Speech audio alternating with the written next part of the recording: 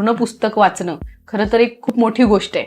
मग तुमच्या आठवणीतली अगदी लहानपणापासूनही तुम्ही सांगू शकता की आठवणीतली आणि तुमच्या आयुष्याला नवं वळण देणारी अशी काही पुस्तकं तुम्हाला सांगता येतील की या पुस्तकांमुळे माझाही दृष्टिकोन बदलला आणि मी सगळ्यांना असं म्हणू शकते की त्यांनी वाचली पाहिजेत. मी लहानपणी तर म्हणजे 5वी-6वीच्या ह्याच्यामध्ये चरित्रात्मक पण वाचलं, पण ऐतिहासिक कादंबऱ्या कथा सुद्धा त्यावेळेला जास्त वाचल्या. पण 1ली ते 4थीच्या दरम्यान मला आठवतंय तसं त्यावेळेला मी अद्भुत कथा जास्त वाचलेल्या आहेत. म्हणजे स्वप्नामधलं जे असतं की नाही ते स्वप्नील जग सगळं अनुभवलं. म्हणजे चांदोबा मी वाचायचीच, किंवा झोपाळू ससा, परी, राक्षस, नीतिमूल्यांच्या कथा किंवा या सगळ्या गोष्टी, इसाप नीती, पंचतंत्र, या सगळ्या गोष्टी वाचून वाचून वाचून मला खरं तर पाठ झाल्या होत्या आणि आवडत होतं मला ते वाचायला. पुढे काय, चांदोबा 1 महिन्याचा आला की पुढच्या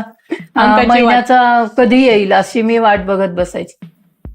तर असं ज्या वेळेला ते वाचन करत करत करत गेले, त्यानंतर महाविद्यालयीन जीवनामध्ये वेगवेगळ्या लेखिकांच्या कादंबऱ्या वाचल्या. म्हणजे ज्योत्स्ना देवधर, कुसुम अभ्यंकर, अशा लेखिकांच्या कादंबऱ्या खूप वाचल्या मी. त्या सुमती क्षेत्रमाडे, की ज्या आता आजपर्यंत माहीत पण नाही, आजच्या जगामध्ये त्या माहीत पण नाही आहेत की ह्या लेखिका होत्या का.